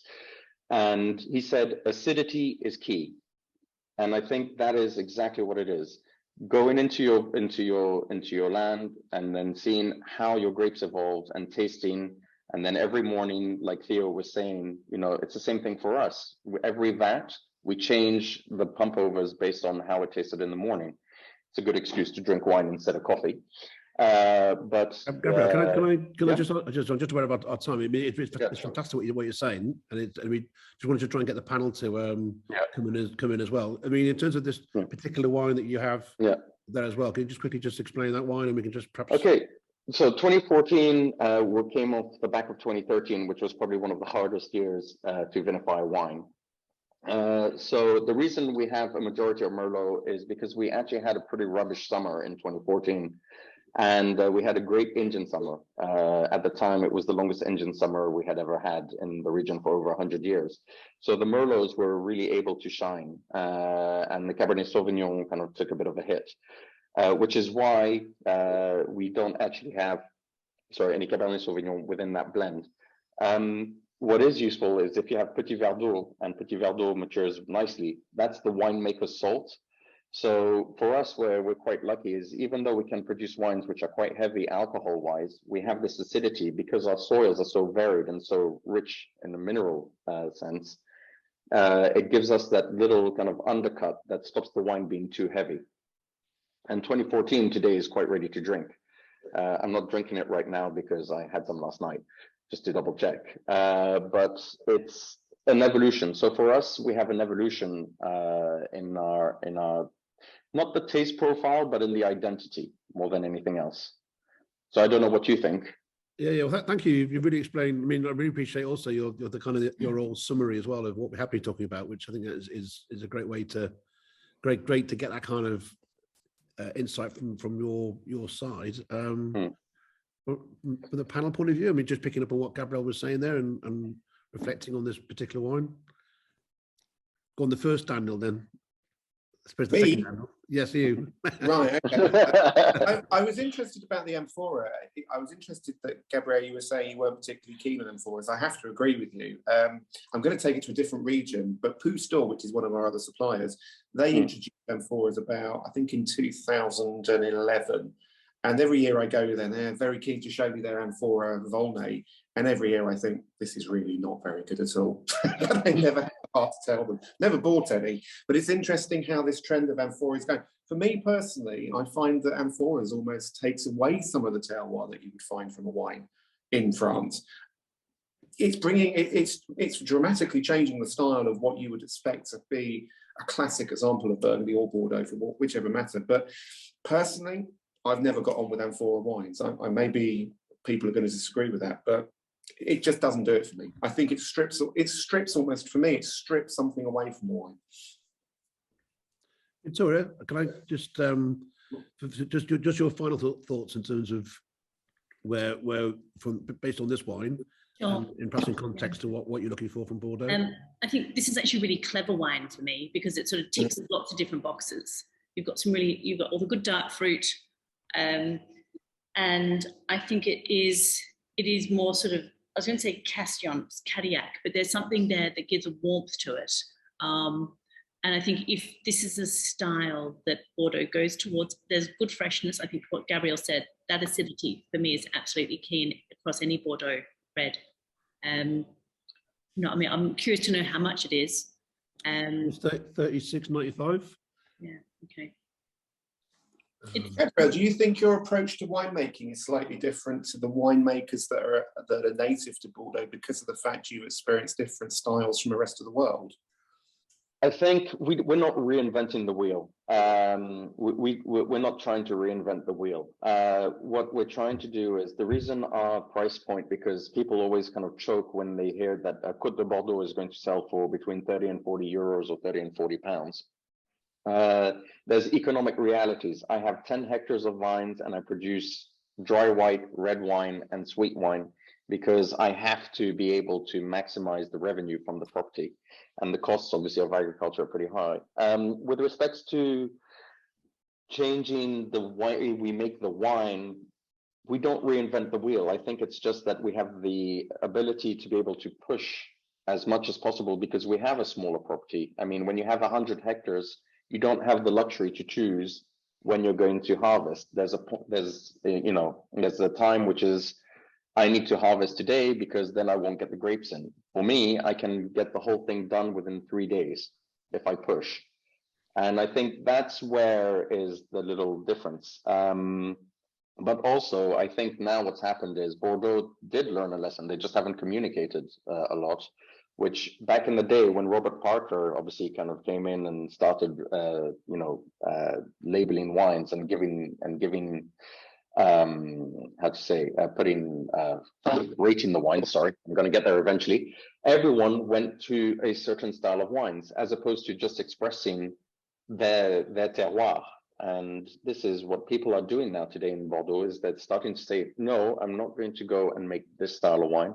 I'm going to express the actual vineyard itself. And I think that's what people are doing more and more. And maybe it helped that being a foreigner, it tickled my fancy to just kind of go against the grain a little bit. Excellent. Okay. Well, I'm aware of our time. So what I suggest actually is, again, I know we have another wine for you to taste as well. But again, if you perhaps want to taste that separately, because we don't have the producer with us, just to, and appreciate you've all got to go on and do your day job as well. Just some sort of final thoughts, really. I mean, please obviously comment on Gabrielle's wine, and perhaps if you could just have a final thought really around in terms of what you tasted today, but also just in terms of where you think sort of modern Bordeaux, is it going in the right direction, and what you particularly would like to see Bordeaux doing more of. Tim, can I ask you perhaps first? Yeah, I think I think it's not so much reinventing the wheel that needs to happen. It's about trying to get balance between, we've seen in the history of Bordeaux has kind of veered between green and dusty to overripe and over-oaked and slightly spoofulated in a winery. And what we need to sort of tread for Bordeaux is that sort of the fine line between the two, where you've got people who are making authentic wine that is ready to drink in a wide window, so that it can hit the on-trade or the casual drinker at home, but actually is also going to give people who want to put it in their cellar or whatever for a few years, that ability to age. And that comes with the way that they're not just the way they're making the wine, but making sure that they deal with climate change, that they deal with the way that they're picking, and their viticulture becomes really, really important. I think probably too much of Bordeaux previously has ended up being a bit formulaic. So they've done their viticulture the same way that they've always done the viticulture. And there's quite a lot now. You see people starting to learn from places like New Zealand, where they're looking at much better at canopy management and all those sorts of things in the vineyard. And it is the vineyard where ultimately these wines are going to be made, by getting them ripe but not too ripe, and then being sensitively made once they actually get them to the winery, and not employing all the latest tools and gadgets that Monsieur Roland can find from the local gadget shop. the well-known Michel Roland gadget shop. But you know, he likes to he'll, you know, he phones up and you see him, whether it's on video, whatever. But you know, he's famous for, you know, doing a lot of consultant winemaking by phone and just saying, oh yes, no, I haven't tasted it, but give it some micro oxygenation anyway, or give it a bit of reverse osmosis anyway, which strips out. But that's the way Bordeaux started to go, and it's got to come back from that, but not go too far the other way. And really, and you know, Daniel's talked a bit about South Africa. Try and hit that kind of classic. The reason that Stellenbosch Bordeaux blends work so very well is because they do tread between having structure and acidity and freshness, but actually also having ripe, drinkable fruit and tannins that will age, but are also soft enough to bring enjoyment. And that's, you know, that's where Bordeaux has to be. Yeah, it's actually very interesting when South Africans always, well, they used to always reference Bordeaux first. They now reference South Africa being their version, South Africa's version of a Bordeaux style, which I think has been a very interesting mental change down there, which I think if I may chime in. where Bordeaux needs to be aware that there are other parts of the world in doing this. And not be afraid to learn from the rest of the world. Yeah. Rather than saying, you know, and you know, I know, you know, Gabriel's from outside of the region, so he's probably going to stand up and say we do learn from, but I think that's less usual than it could be. Yeah, for sure. So if I may just chime in on that front, actually, funny enough, we have interns who tend to be foreign, and we've had, in fact, I'm having some South Africans again this year. And one interesting point they said was, in South Africa, it's very funny, we have to learn how to pick not overripe, because the climate is so much warmer. And so Bordeaux climate is now kind of getting to those kind of warmer periods. And this is going to be a challenge of not going too far down the other side and learning from South Africa or Australia, for instance, about picking at exactly at the right maturity, which is why it's important to go through the vineyard. Okay. Victoria, can I ask you for a final thought, your final thoughts? I think she's disappeared. Your volume's off, Victoria. Oh, yeah. It's okay. I would like to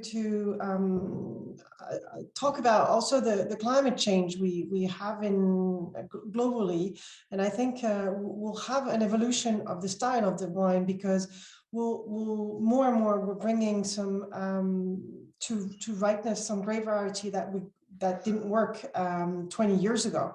You know, especially now you have Cabernet Franc and Cabernet Sauvignon on the right bank, and then we're starting to have a lot of people are planting Petit Verdot. We've also planted Malbec.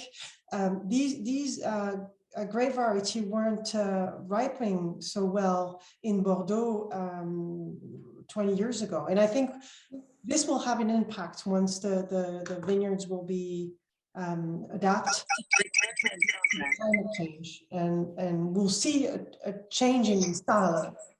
Okay, excellent. Well, are you working, Victoria, or not? I don't think, is it working? Okay. You can get some echo, so perhaps you might have to just pause it for a second. Francis, can I ask you for your final summary, really, in terms of where I think one of the key things here is that there's probably room for everybody in the trade. It's just that there needs to be a piece done on how we communicate this in a better way, and I think that that's where the generics really come into it and can really make a difference here, and they need to really understand the channels that they're talking to. But I think we've come to the conclusion as a group, really, that it depends who you're talking to. Is it the on-trade? Is it the off-trade? Who's the consumer? It's no use just flooding the market with it. You have to know where it's going and what it's doing and what the purpose is of these wines on anybody's list or on anybody's shelf. And I think that we've tasted a really nice mix of stuff. And look, I think that these are all really different and really interesting in their own ways. And it's just doing that piece with your importer as to where it's going and why it's positioned in the way it is and who it's being sold to. We can argue until we're blue in the face about whether the grapes should be on the label or not. We have pieces to do with our sales teams and so on as to how that is done and how it's communicated on wine lists, because again, like, you can stick it on a wine list, you can say it's a Bordeaux and it's made of this stuff, and that's a selling tool as well. But I don't think it's something that we're going to sort out just on a Tuesday morning, is it really? And I think there needs to be some clarity of thought as to what Bordeaux thinks modern Bordeaux is, and does that match up with what the consumer and the trade in the UK and in other places sees as being modern Bordeaux? Because I'm not sure that there's a huge amount of clarity on that either. But really interesting wines, guys. Thank you so much, and thank you for everybody's opinions. Thank you for taking part. I think thanks a lot. And Freddie, can I ask you the same question in terms of your final thoughts on based on what we've heard? Well, yeah, I'd like to echo, everyone's thoughts we've had so far. I mean, the wines, especially for what Francis said, the wines are different in styles, and they have their own characteristics, which is great. But just to take it back again, like 10, 15 years ago, I know some we've just talked about before, the parkerization of kind of Bordeaux, when at the same time the French are talking about terroir and everything. I was always taught that, terroir kind of, it's from the vineyards, so where it's down from your variety selection down to your soils, to where to the kind of microclimates it's grown in, but also down to the people as well. And so terroir is basically, you have that kind of parameters from which any producer can play around in. And kind of 10, 15 years ago, that was kind of taken away when kind of Bordeaux is almost forced by external pressures to make a specific style of wine. Now, what is great to see is that you're seeing here that people are now expressing themselves, the producers are expressing themselves, whether it be in the vineyard, whether it be the winemaker in the winery, in trying to get the best out of what they think is best showing their terroir. I think it's wrong for us to say as buyers to say how to bring the best out of their terroir. That's for them to do, and it's their name on the labels and everything like that. And I always think we forget that sometimes when we're speaking to producers. And so, yeah, I always think it's great to taste something new. And if sometimes it might not be to my personal preference, I might not agree with them, but yeah, it's great to see. And just using somewhere like Amphora as an example, it is worth. If you do age it in Amphora, maybe with great varieties or maybe with not, you do put it on the label, maybe you don't. It's that kind of discussion as well. And sometimes people might not know what Amphora does if you don't release a wine that is from that producer that is 100% Amphora. So I just think it's quite refreshing that the kind of shackles feels like they've been broken a little bit, and it gives the impression that the producers themselves are going back to that terroir kind of concept of that. They get to play around with what they have to try and show their expression and what they think is best how best show their wines and their quality and their identity at the end of the day, because that's what they want. They want to show their identity more than anything. Excellent, really, really nice summary. Thank you. Daniel from Museum Wines, can I ask you for your final thoughts? Absolutely. So first of all, the Chateau Biac is fab. I really like this. I'm looking forward to drinking the rest of the bottle later.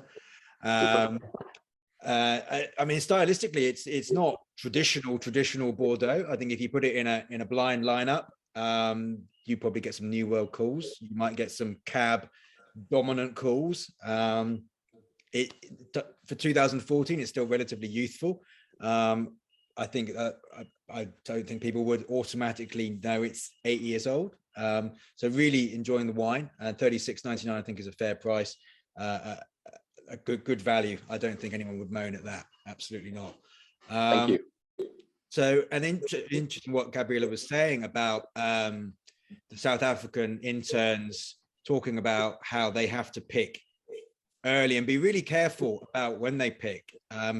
That sort of resonates with me because we've got a producer called Ian Nordier who we took on as part of our agency portfolio at the end of last year, and he has a block of Grenache in the Swartland, literally right next to Ibn Sadi, which he shares with Annalise from Memento and actually a Michel Rolland protege.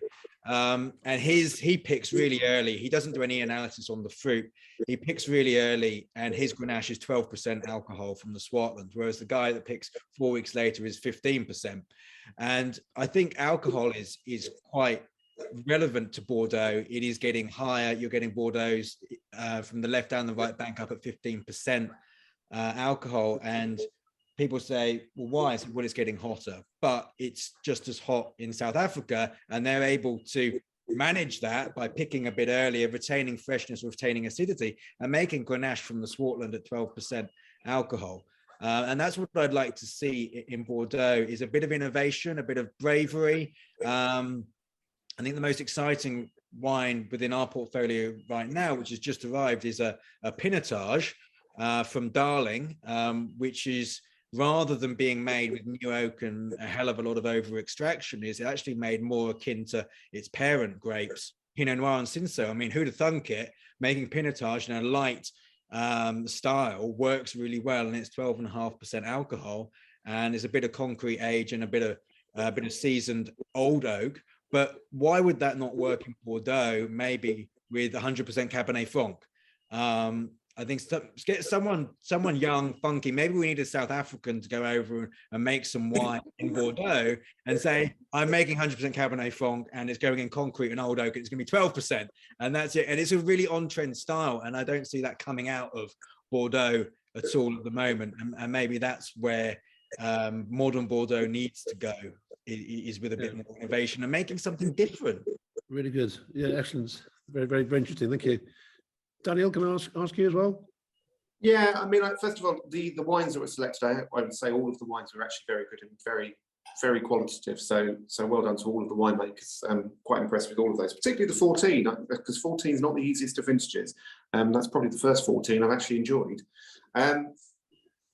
In terms of Bordeaux, I mean, Bordeaux is one of those historical regions that actually, when you think about it as a region, it actually has everything to play for. It covers every style, from sweet to rosé, to white, to red, to sparkling. It's one of the few regions of France that actually does everything.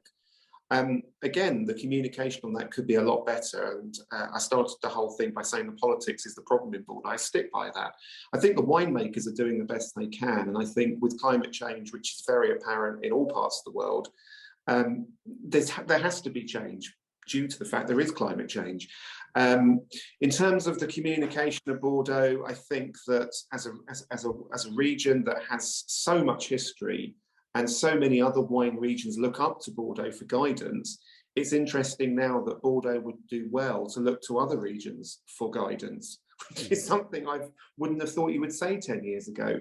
But I think if the younger generation of winemakers actually spent a year out winemaking in, say, California or New Zealand or Australia or even South Africa, they would probably benefit immensely when they went back to Bordeaux, because it would put Bordeaux into a different gear, and it wouldn't be constantly playing catch up with the rest of the world. And my final thought is that Bordeaux, despite the fact I love the wines from Bordeaux, despite the fact my go-to premium wine of an evening when I'm celebrating will be a top-end Cru Classé, that will be what I do personally. But I often feel that it could be so much better. And that's the problem with Bordeaux. It could be so much better. It just isn't there yet. Thank you. I keep on thinking headlines. You're giving me different headlines, which are all great summaries. Thank you. And Victoria, hopefully your audio can give you. Yeah, sorry about that. Apologies. I had to go for boring. I think, I mean, from what everyone has said, there's not a lot more I can add, so I won't. But what I will say is I think there's that tendency, and it's not just limited to Bordeaux, but winemakers, maybe it's the marketeers, but they all start to panic, oh my God, we need to do better. And they're all trying to do something that isn't necessary themselves. And I think it's easy to be influenced by going on a trend, whether it was those concrete eggs or it's amphora. I think at the vineyard level or the winery level, and without saying what you should do, it's sort of look what the soil is. There's a story to tell there, and work with that rather than trying, unless something isn't working, and then look to try something else. But I think there's a tendency to get wrapped up in techniques that may just distract rather than keep on form. I mean, Bordeaux has an extraordinary history. They've got fantastic soils.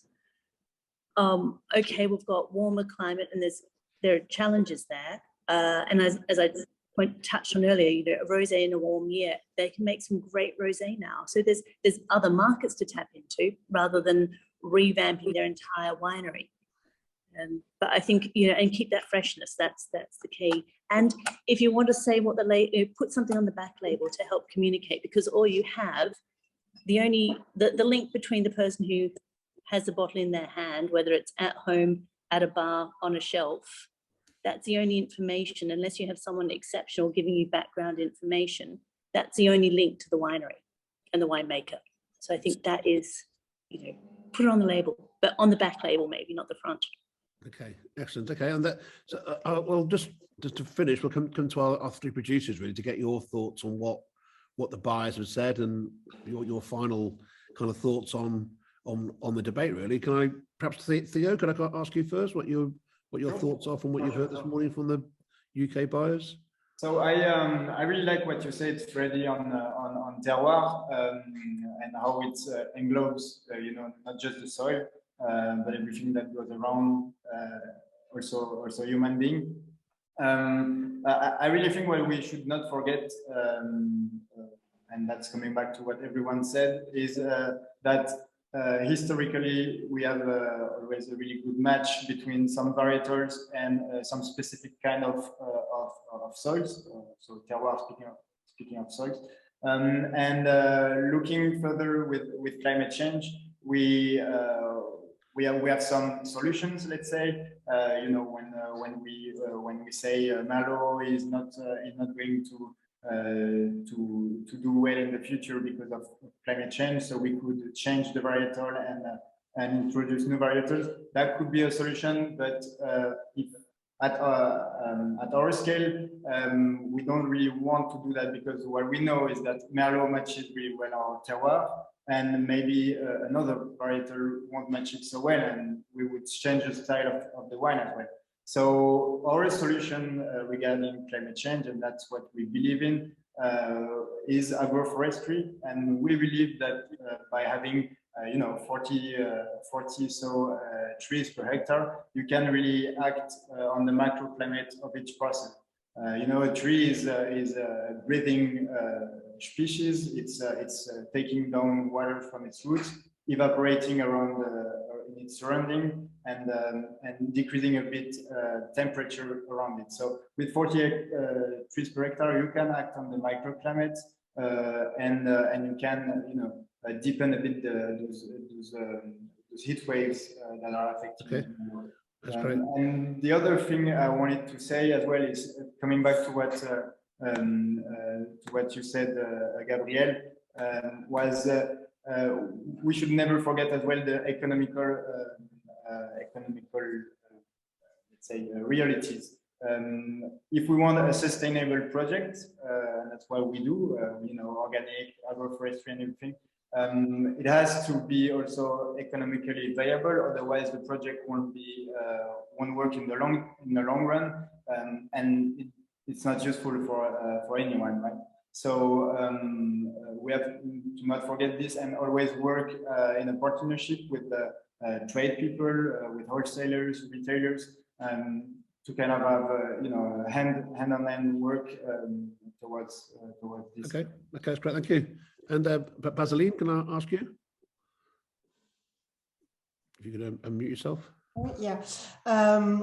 I would like to add also that you have to imagine that when we plant vines, when we make the choice to select a terroir, you plant those vines and those grape variety for many generations. You know, you plant your vines for 40, 50, 60 years. So it's a really long-term reflection. I think that in the 70s, when the machine arrived in our vineyards, we took wrong decisions and we decided to make production easy. But that was not for the wine, it was for the economic side. And I think we're really going back on the identification of where vines should be planted and introduce biodiversity. So Theo talks about agroforestry, and I think it's really something everyone should go. So pull out the vineyards where there shouldn't be, where there used to be maybe in some areas some cereals. Go back on the slots and bring back diversity, because when you have a lot of different trees, you can fight against insects naturally, because you'll have birds coming back, and then you'll have the bees working. And this is something very important. We have to get back on our terroir, on our soil. Right. And That's excellent. Thank you. Okay. And Gabriel, the final word to you, sir. Final words. Well, first off, thank you all for participating in this. I don't have much authority being the newcomer on the block, if you would like, because other winemakers have generations of making wine. I think Bordeaux is trying to change from an outsider's perspective. Agriculture is something of passion and time. Our restructuring plan, and my father was in finance, so you can imagine when he was told his first bottle of wine, he'd be able to taste it after 4 years, he borderline had a heart attack. But our restructuring plan has taken 15 years, and it takes time. You can't do knee-jerk reactions. I think there is a return to people expressing themselves, is what you were all saying, and that's going to take time. And it's a communication thing, and it takes all of us to make a world. And I think the Place de Bordeaux was useful, and it still is in some respects for certain things. I personally would like to also diversify, and I always say my maximum production is 38,000 bottles. If I could choose between selling that whole production to one person or to 38,000 different people, I want to do it to 38,000 people, just because I want them to come and visit and see and enjoy the world of wine, which is why we all like wine. I mean, it's all about sharing. And there is a drive towards being more sustainable, but that must not be the label of quality. It's what we were saying. I don't want to taste organic, because then you're tasting you're tasting what they put. What I do want to see is that people are taking care of what's basically giving them their living. And I think that's a slow communication thing that's starting to arrive bit by bit. So there are changes, but it has to be communicated. Excellent. Okay. Well, really thank you for everybody for your time. I appreciate we have gone a little bit over our allotted time, but I think we've all had so much to say. Well, I've had fantastic insights from everybody, and thanks obviously to our producers for sharing the wines this morning, and for the wines that we didn't get a chance to taste, please taste those separately. But yeah, thanks again for everybody, and well, hopefully we can all go and enjoy Bordeaux wines actually in Bordeaux. So that's the best thing about Bordeaux is Bordeaux itself is changing and is far more of a modern city than it used to be. So it's great to have you all, and good morning, and thanks a lot indeed. Thank you. Thank you.